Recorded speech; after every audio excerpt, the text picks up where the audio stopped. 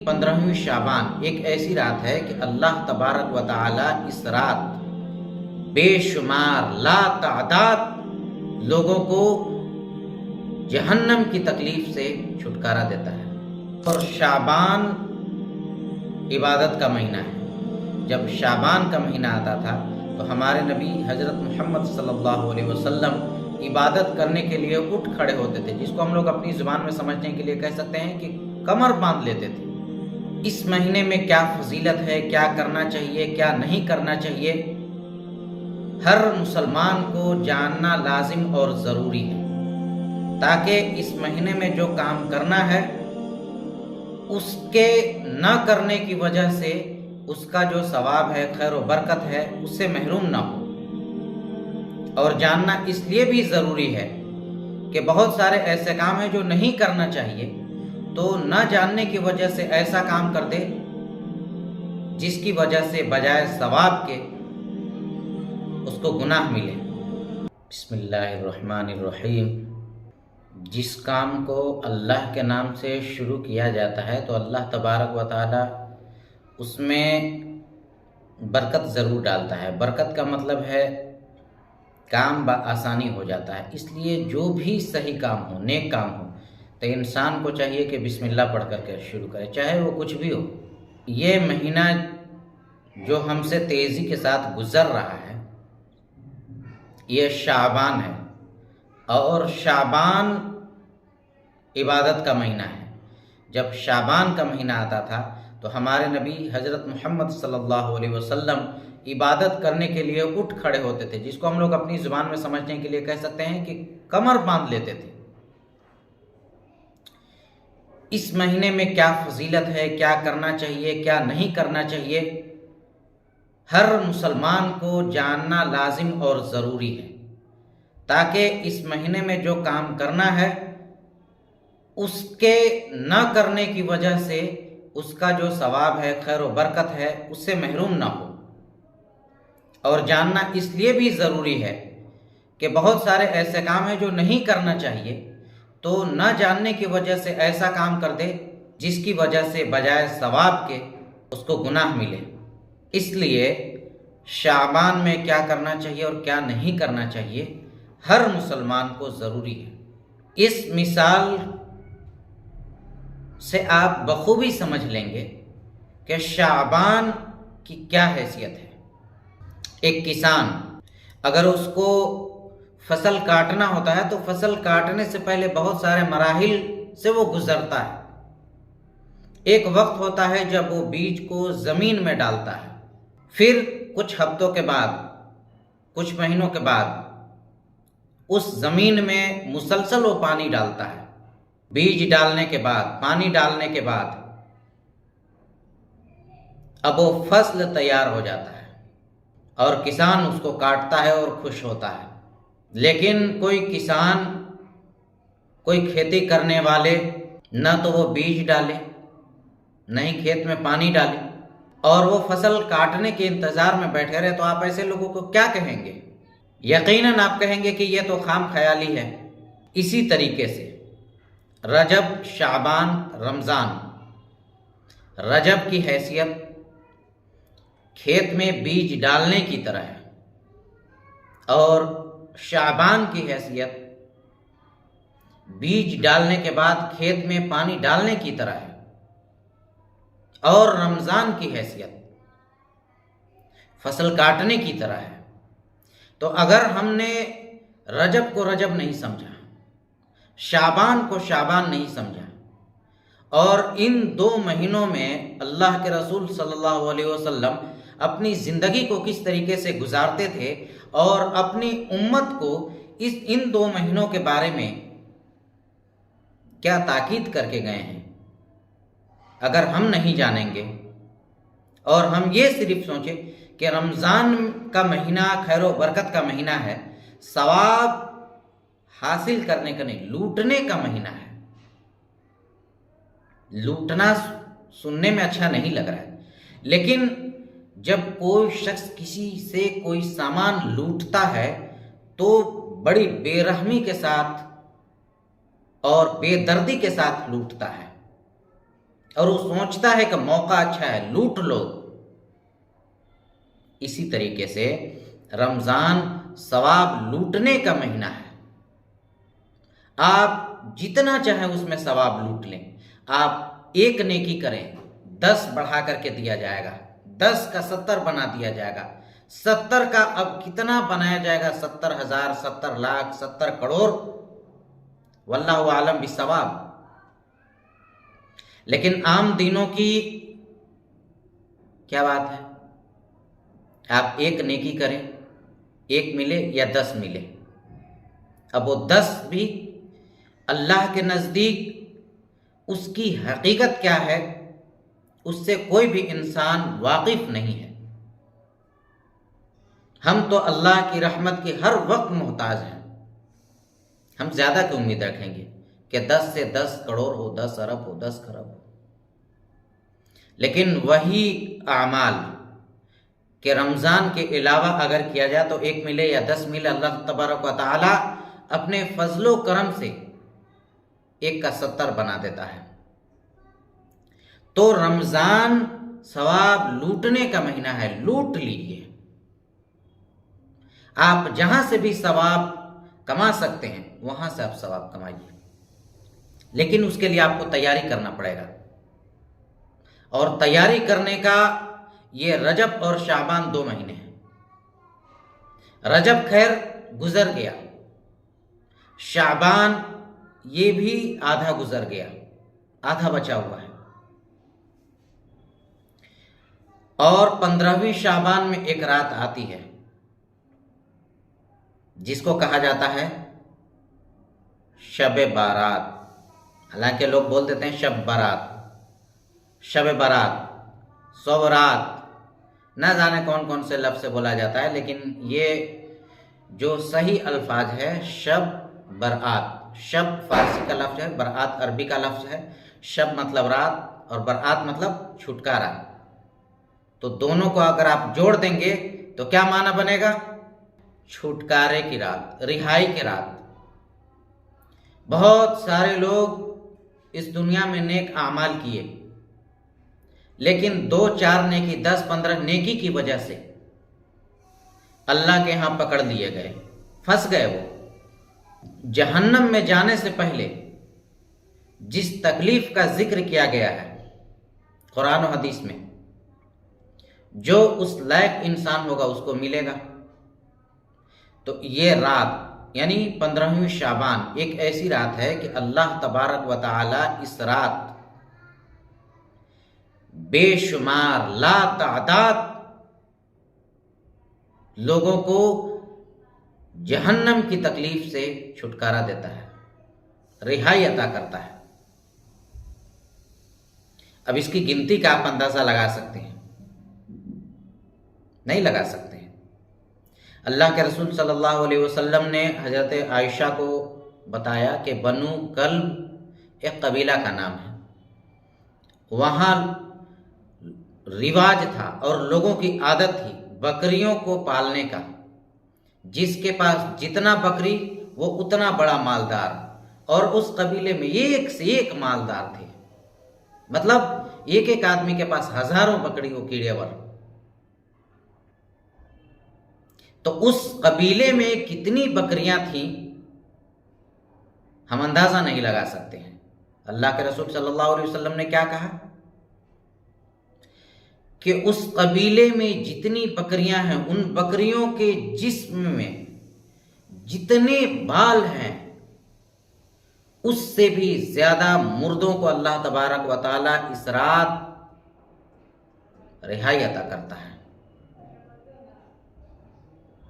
15ویں شعبان کی یہ فضیلت ہے، اس کو ہر مسلمان کو جاننا چاہیے۔ لیکن اس کے علاوہ بھی بہت سارے کام ہیں۔ اب اس رات میں آپ کیا کریں اور کیا نہ کریں، اس رات میں کیا ہوتا ہے کیا نہیں ہوتا ہے، وہ ساری تفصیل ایک ایک کر کے آپ کے پاس آ رہی ہے۔ اس رات میں ہم نفلی عبادت کریں گے، صلاۃ التوبہ پڑھیں گے، جو گناہ ہو گیا ہے اللہ تبارک و تعالیٰ سے بخشش طلب کریں گے، بخشوائیں گے۔ اس رات میں بہت سارے لوگ ہیں جن کا گناہ نہیں بخشا جاتا ہے۔ کچھ لوگوں کو میں بتا دے رہا ہوں، والدین کا نافرمان، چاہے وہ لڑکا ہو یا لڑکی، ماں باپ کا جو نافرمان ہو، اس رات میں بھی اس کی بخشائش نہیں ہے۔ رشتہ توڑنے والا، کہ وہ رشتہ توڑتا ہے، ایسے شخص کی بھی بخشائش نہیں ہے۔ شراب پینے والا، جس کو شراب پینے کی عادت ہو، ایسے شخص کی بھی بخشائش نہیں ہے۔ جھوٹ بولنے والا، بہت سارے ایسے ہیں، 10 طرح کے لوگ ہیں۔ یہ جو موٹی موٹی باتیں تھی میں نے بتا دی، اکثر و بیشتر ہم سب سے کبھی نہ کبھی والدین کی نافرمانی ہو جاتی ہے، تو والدین سے معافی مانگ لے، اللہ سے معافی مانگے۔ کینہ کپٹ رکھنے والا شخص، یہ آج معاشرے میں بہت پایا جا رہا ہے۔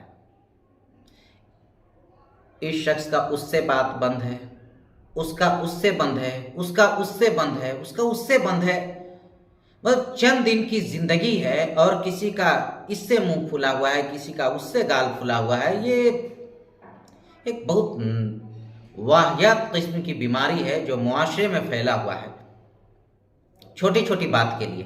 تو اپنے دل کو صاف کریں۔ جس شخص کے سینے میں کسی کو لے کر حسد ہو، جلن ہو، کینہ کپٹ ہو، بغض و عداوت ہو، اس کی بخشائش نہیں ہوگی۔ تو آپ پہلے جس بندے کی طرف سے آپ کا دل کینہ کپٹ سے بھرا ہوا ہے، آپ اس سے معافی مانگیں، پھر اللہ سے معافی مانگیں، اور کسی شخص کو کسی سے دل دکھ رہا ہے تو اس کے لیے زیادہ بہتر یہ ہے، ضروری تو نہیں لیکن بہتر یہ ہے کہ اس کے معافی مانگنے سے پہلے معاف کر دے، تو اللہ تبارک و تعالیٰ ایسے شخص سے بہت خوش ہوتے ہیں۔ اللہ تبارک و تعالیٰ جب وہ حشر کے میدان میں غضبناک ہوگا تو ایسے لوگوں کو جنہوں نے اللہ کے لیے اس دنیا میں کسی کو معاف کر دیے ہوں گے، اللہ وہاں ان کو معاف کر دے گا۔ تو معافی مانگنے سے پہلے معاف کر دے، جن کسی کا دل کسی اور سے زخمی ہو۔ اس کے بعد آپ عبادت کریں۔ عبادت میں جیسا کہ میں نے کہا، پہلے صلاۃ التوبہ پڑھیے، تہجد کی نماز پڑھیے 4 رکعت، 2 رکعت صلاۃ الحاجت پڑھیے، 4 رکعت صلاۃ التسبیح پڑھیے۔ تہجد کی نماز پڑھنے میں کوئی مشکل نہیں ہے، اسی طریقے سے صلاۃ الحاجت پڑھنے میں بھی کوئی دقت و دشواری نہیں ہے۔ جس طریقے سے 2 رکعت نفل نماز پڑھتے ہیں، آپ 2 رکعت نفل نماز پڑھیے اور درود پڑھیے۔ درود کے بعد ایک دعا ہوتی ہے، اگر آپ وہ موبائل میں بھی تلاش کریں گے تو مل جائے گا، آپ اس دعا کو دیکھ کر کے بھی پڑھ سکتے ہیں۔ صلاۃ التسبیح پڑھیے 4 رکعت، اس میں ایک دعا ہوتی ہے کہ رکوع میں اتنا مرتبہ پڑھنا ہے، رکوع سے اٹھنے کے بعد اتنا مرتبہ پڑھنا ہے، سجدے میں اتنا پڑھنا ہے، سجدے سے اٹھنے کے بعد اتنا پڑھنا ہے۔ تو آپ اس کو پڑھنے سے پہلے کسی کاغذ پر لکھ کر کے مشق کر لیں، پھر آپ پڑھنا شروع کریں تو انشاءاللہ غلطی نہیں ہوگی۔ لیکن مشق کیے بغیر اور جن کو صلاۃ التسبیح پڑھنے کی عادت نہ ہو، وہ کھڑے ہو جائیں گے صلاۃ التسبیح پڑھنے کے لیے تو گڑبڑ ہوگا۔ کہیں دعا زیادہ پڑھ دیں گے، کہیں کم کریں گے، یا پھر انگلیوں پر گنیں گے 1 2 3۔ حالانکہ نماز کے دوران، نماز کے اندر انگلی پر تسبیح گننا منع ہے، لیکن کوئی پڑھنا چاہتا ہے اور پڑھنے کی عادت نہیں ہے تو غلطی کرنے سے بہتر ہے کہ انگلی پر گن لے۔ مکروہ ہے، میں مسئلہ نہیں بتا رہا ہوں، مصلحت بتا رہا ہوں۔ آپ اگر نہیں گنیں گے تو آپ غلط کریں گے، غلط کرنے سے بہتر ہے کہ آپ گن کر کے صحیح پڑھیے۔ اس کے بعد آپ کو جس چیز کی حاجت ہو آپ اللہ سے مطالبہ کریں، اللہ سے مانگیں۔ اللہ تبارک و تعالی اس رات فرشتوں سے اعلان کرواتا ہے کہ جاؤ میرے طرف سے اعلان کرو۔ سمجھنے کے لیے دنیا کی مثال لے لیجئے، دنیا میں ہیں تو آخرت کو سمجھنے کے لیے دنیا کی مثال کو آپ کو لینا ہی پڑے گا۔ دنیا کی مثال دینے کا مقصد یہ بالکل نہیں ہوتا ہے کہ آپ اس کو حقیقت پر محمول کریں اور اس کو یقینی طور پر سچ تسلیم کر لیں، یہ بالکل نہیں ہوتا ہے، بلکہ اس مثال کے ذریعے آخرت میں جو مراحل ہیں اس کو سمجھنے میں کچھ مدد ملے۔ میری کوشش یہی ہوتی ہے۔ الیکشن جب آتا ہے، کوئی بڑا نیتا ہوتا ہے تو وہ اپنے سے نیچے والوں کو ڈیوٹی پر لگا دیتا ہے کہ جاؤ میرے طرف سے تم یہ اعلان کرو، یہ پرچار کرو کہ اگر اس مرتبہ مجھے جتاؤ یا مجھے ووٹ دو تو میں کیا کروں گا کیا کروں گا، اس طریقے سے پرچار کرواتا ہے۔ اللہ تبارک و تعالیٰ کسی نیتے کی طرح نہیں ہے، وہ تو بے عیب ہے، لیکن یہ سمجھنے کے لیے میں مثال دیا ہوں۔ فرشتے اللہ کی طرف سے آ کر اعلان کرتے ہیں مغرب بعد سے لے کر فجر کے طلوع ہونے سے پہلے تک کہ کیا کوئی بیمار شخص ہے جو شفا چاہتا ہے؟ کیا کوئی بے اولاد ہے جو اولاد چاہتا ہے؟ کیا کوئی شخص ایسا ہے جو رزق چاہتا ہے، رزق کی دشواری ہو؟ اس طرح کے تمام اعلانات اللہ تبارک و تعالیٰ کی طرف سے فرشتے کرتے رہتے ہیں مغرب بعد سے لے کر فجر تک۔ تو آپ کو جس چیز کی حاجت ہو آپ اللہ تبارک و تعالیٰ سے وہ طلب کریں، اپنے مرحومین کے لیے طلب کریں۔ میں نے یہ کہا کہ بات رہ گئی تھی کہ اللہ تبارک و تعالیٰ 5 نیکی 10 نیکی 20 نیکی کی وجہ سے جو لوگ پھنسے ہوئے رہتے ہیں ان کو اللہ تعالیٰ چھٹکارا دے دیتا ہے۔ جس طریقے سے 26 جنوری 15 اگست کے موقع پر بہت سارے قیدیوں کو جن کا جو قید کا وقت ہے وہ پورا نہیں ہوا ہوتا ہے لیکن اس کے اچھے عادت و اخلاق کی وجہ سے پہلے ہی رہا کر دیا جاتا ہے، اللہ تبارک و تعالیٰ بھی بہت سارے قیدیوں کو رہا کر دیتا ہے جو کم نیکی کی وجہ سے پھنسے ہوں۔ آپ کے مرحومین ہو یا دنیا کے جن کے بھی مرحومین ہوں، اگر کوئی بھی جہنم میں جائے گا تو نبی کو تکلیف ہوگی، اور اگر نبی کو تکلیف ہوئی تو ہر شخص کو تکلیف ہونا چاہیے۔ نبی کے تکلیف پر اگر کسی کے دل میں تکلیف نہیں ہوا تو اس کو اپنے جائزہ لینے کی ضرورت ہے۔ اس لیے اپنے مرحومین کے لیے دعا کریں گے، ان کے لیے قرآن وغیرہ پڑھ کر بخشیں گے، اور تمام مومن و مومنات کے لیے جو شروع سے لے کر ابھی تک چلے گئے ہیں ان سب کے لیے مغفرت کی دعا کریں گے۔ یہاں ایک مسئلہ میں بتا دوں، بہت سارے لوگ مردے کی طرف سے نماز پڑھنے لگتے ہیں یا روزہ رکھتے ہیں۔ آپ مردے کے لیے بدنی عبادت نہیں کر سکتے ہیں جو خالص بدنی عبادت ہو، اور یہ نماز مکمل بدنی عبادت ہے، اسی طریقے سے روزہ مکمل بدنی عبادت ہے۔ آپ یہ اشکال بالکل نہیں کر سکتے ہیں کہ حج بھی بدنی عبادت ہے۔ حج زندگی میں صرف ایک مرتبہ فرض ہوتا ہے، لہٰذا اگر کسی پر فرض ہو گیا اور وہ شخص بیمار ہو گیا یا کسی اور وجہ سے نہیں کر پایا تو اب اس کے طرف سے کوئی اور حج کرے گا جس کو کہتے ہیں حج بدل۔ اور حج یہ مالی عبادت بھی ہے اور بدنی عبادت بھی ہے، اور زندگی میں صرف ایک مرتبہ انسان کے ذمے میں فرض ہوتا ہے۔ کسی سے آپ کوئی بات سن لیں تو اس پر بالکل آنکھ بند کر یقین نہ کریں۔ معاشرے میں بہت سارے لوگ جو فراڈ کہہ لیجئے، ڈپلیکیٹ، کوئی شخص کرتا پیجامہ میں ٹوپی میں ملے گا، آپ اس کو عالم سمجھ لیں گے، کچھ بھی وہ بتائے گا آپ آنکھ بند کر یقین کر لیں گے۔ معاشرے میں تلاش کرنے کی کیا ضرورت ہے؟ یوٹیوب کھولے، اس پہ ہزاروں لوگ بھرے ہوئے ہیں، کوئی کچھ کہہ رہا ہے، کوئی کچھ کہہ رہا ہے، کوئی کچھ کہہ رہا ہے۔ اب ایک سیدھا سادہ آدمی جس کے پاس دین کا زیادہ علم نہیں ہے وہ کس کی بات سچ مانے؟ جو آپ کے خیر خواہ ہوں، جن سے آپ کا تعلق ہو، جن کو آپ صحیح سمجھتے ہوں، جن کی زندگی پٹری پر ہو، پٹری پر کیا مطلب؟ اللہ اور اس کے رسول صلی اللہ علیہ وسلم کے حکم کے مطابق گزر رہی ہو، ان سے آپ مشورہ کریں، ان سے آپ مسائل پوچھیں کہ میں یہ کرنا چاہ رہا ہوں، شریعت کے روشنی میں یہ کرنا کیسا ہے؟ پھر وہ جیسا جواب دیں اس پر آپ عمل کریں، لیکن موبائل کو دیکھ کر یا کہیں سے کوئی بات سن کر کے آپ اس پر ہرگز عمل نہ کریں۔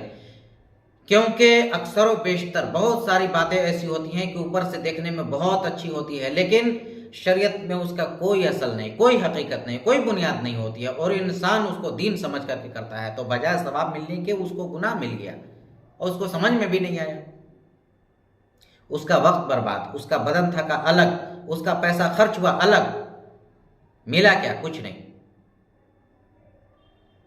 تو ضرورت ہے کہ تعلیم حاصل کریں، یا پھر ایسے شخص سے رابطہ ضرور رکھیں جن کے پاس شریعت کا صحیح علم ہو اور ان کی زندگی اللہ اور اس کے رسول صلی اللہ علیہ وسلم کے حکم کے مطابق گزر رہی ہو۔ یہ تمام باتیں تھی جو میں نے کہہ دیا۔ اگر کسی کو اور کچھ جاننا ہو یا کچھ معلوم کرنا ہو تو پھر آپ لوگ رابطہ کر کے پوچھ سکتے ہیں۔ تو آپ قرآن پڑھ سکتے ہیں، ان کے لیے دعا کر سکتے ہیں۔ اس کے علاوہ آپ صبح میں روزہ رکھ سکتے ہیں۔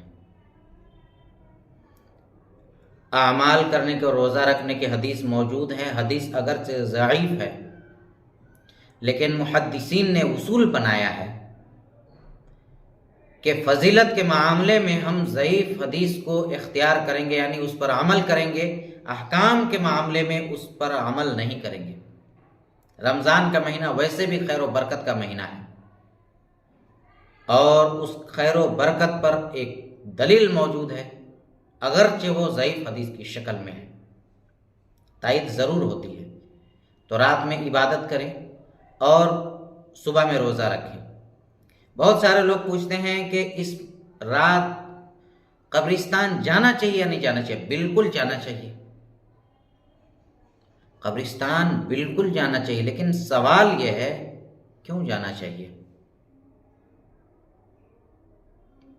تاکہ انسان کو آخرت کی فکر ہو، انسان عبرت حاصل کرے۔ جو قبر سنسان ہو، جہاں سناٹا ہو، جہاں اندھیرا ہو، جہاں بھیڑ بھاڑ نہ ہو، آپ وہاں ضرور جائیے، یقیناً جائیے، جانا چاہیے۔ جب آپ وہاں جائیں گے آپ کو احساس ہوگا کہ ایک وقت آئے گا کہ اسی اندھیرے جگہ میں، اسی سنسان جگہ میں ہمیں بھی آ کر لیٹنا پڑے گا۔ آپ پھر عبرت حاصل کریں گے۔ لیکن ایسی جگہ ہو کہ جانے کے بعد سمجھ میں نہیں آتا ہے کہ یہاں ہم عبرت حاصل کر رہے ہیں یا تفریح کر رہے ہیں، تو یہ میری ذاتی رائے ہے کہ ایسے جگہ سے بچنا چاہیے، کیونکہ قبر پر جانے کا جو مقصد تھا، قبرستان جانے کا جو مقصد تھا، یہاں حاصل نہیں ہوگا۔ ہجوم بنا کر عبادت نہ کریں، گھر میں آپ عبادت کریں، اپنے بیوی بچوں کے ساتھ عبادت کریں، 2 ہی رکعت آپ عبادت کریں، کوئی مسئلہ نہیں ہے۔ عشاء کی نماز جماعت کے ساتھ پڑھیں، فجر کی نماز جماعت کے ساتھ پڑھیں۔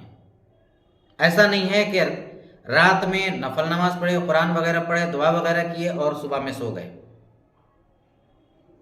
ایسے نہیں ہونا چاہیے۔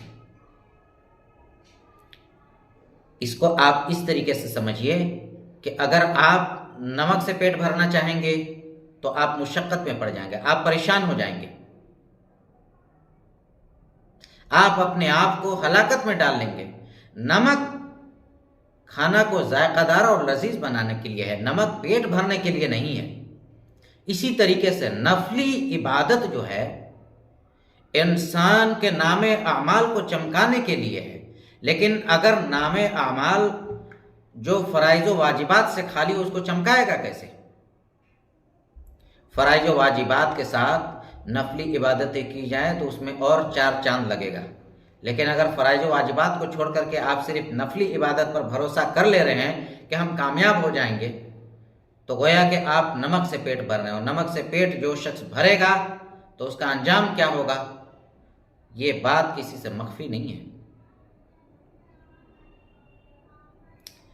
انسان دن بھر اپنے آپ کو تھکاتا ہے، اپنے والدین کے لیے، بیوی کے لیے، بچوں کے لیے، رشتہ دار کے لیے، اسے اپنے لیے بھی خود کو تھکانا چاہیے۔ اس دنیا سے جانے کے بعد آپ کو کوئی دیکھنے نہیں جائے گا قبرستان میں، آپ کس حال میں پڑے ہوئے ہیں۔ آپ کے قبر میں کوئی روشنی نہیں کر سکتا ہے۔ آپ بولیے کہ نہیں ہم قبر پر لائٹ لگا دیں گے، قبر روشن کیوں نہیں ہو سکتا ہے؟ نہیں ہو سکتا ہے، نہیں ہو سکتا ہے۔ اس کو آپ ایسے سمجھیے، ایک روم ہو جس کی کھڑکی بند ہو اور کھڑکی میں باضابطہ پردہ لگا ہوا ہو اور دروازہ بھی بالکل بند ہو، آپ اس روم کے چھت پر 1 نہیں 2 نہیں 10 نہیں 20 نہیں 1000 لائٹ جلا دیجئے، روم نیچے میں اندھیرا کا اندھیرا ہی رہے گا اور روشن نہیں ہو سکتا۔ تو پھر قبر کے اوپر اگر آپ لائٹ جلا دیں گے تو قبر کے نیچے روشنی کیسے ہوگی؟ قبر روشن ہوگی اچھے اعمال کی وجہ سے، اچھے اخلاق کی وجہ سے، دوسرے کی مدد کی وجہ سے۔ اس رات میں لوگوں کا معمول ہے کہ قبرستان کے ارد گرد فقیر بیٹھے ہوئے ہوتے ہیں، ان کو کھانا دینے کا۔ اس کے پاس فریج نہیں ہے، ہر شخص کھانا دے گا، وہ کتنا کھانا کھائے گا؟ خراب ہو جائے گا، کھانا پھینک دے گا۔ آپ بجائے کھانا دینے کے، آپ کو جس قدر استطاعت ہو، 10 روپے 15 روپے 20 روپے آپ پیسہ دے دیجئے، اس پیسے سے اس کو جو ضرورت وہ پوری کر سکتا ہے۔ لیکن آپ نے بھی کھانا دے دیا، دوسرے نے بھی، تیسرے نے بھی، 10 آدمی نے کھانا دے دیا، وہ کھانا کھائے گا کتنا؟ پھینکے گا۔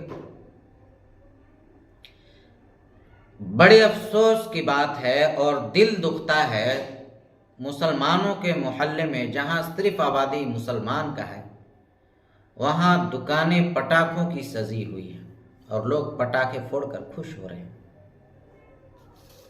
یہ کاغذ ہے، اس کو گویا کہ ہم پھاڑ دے رہے ہیں۔ اللہ تبارک و تعالیٰ نے پیسہ دیا ہے تو جائز جگہ میں خرچ کرنے کے لیے۔ آپ پٹاخہ نہیں اپنے پیسہ جلا رہے ہیں، آپ کو حساب کتاب دینا ہوگا۔ پٹاخہ جلانے سے ہوا میں گندگی پھیلتی ہے، آپ کا ہاتھ چل سکتا ہے، کسی کے گھر میں آگ لگ سکتا ہے، کوئی اور پریشانی ہو سکتی ہے۔ فائدہ کیا ہوا؟ کچھ فائدہ نہیں ہوا۔ وقتی طور پر دھڑام کی آواز آئی اور آپ اس سے خوش ہو گئے، اچھلنے لگے، یہ تو بڑی بے وقوفی اور نادانی والی بات ہے۔ تو ان تمام چیزوں سے پرہیز کریں، اپنے اولاد کو بھی سمجھائیں کہ ایسے رسم و رواج میں مشغول نہ ہو۔ اور میں نے جو بتایا، شعبان کی اتنی ہی حقیقت ہے، اس سے اگر کوئی بڑھتا ہے تو اس کا اعمال اس کے ساتھ ہے، اور اعمال کرنے کی حدیث بھی اگرچہ ضعیف ہے، اس کا بھی میں نے اصول بتایا کہ اس ضعیف حدیث فضیلت کے معاملے میں قابل قبول ہے، لہٰذا عمل کرنا چاہیے۔ جو نہیں کرتے ہیں ان کا معاملہ ان کے ساتھ۔